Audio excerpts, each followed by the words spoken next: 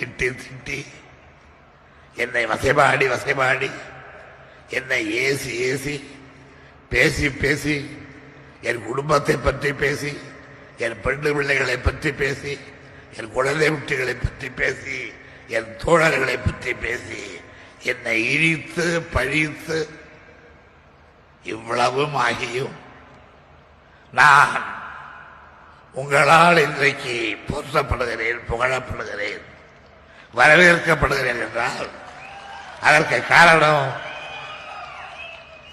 ஒரு செடியின் கீழே மரத்தை கொட்டுவார்கள், ஒரு மரத்தின் கீழே மாட்டி சாணத்தை கொட்டுவார்கள்.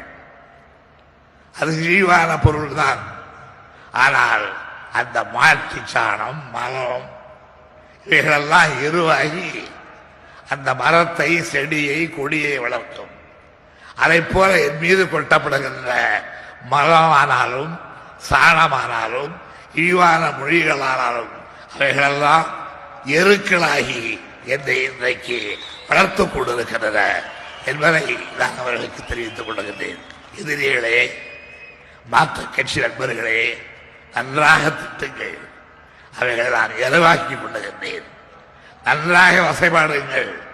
நான் அவைகள் என்னை வளர்ப்பதற்கு ஏற்ற உரமாக ஆக்கிக் கொள்ளுகின்றேன் என்றுதான் நான் அவர்களுக்கு சொல்ல வேண்டும்.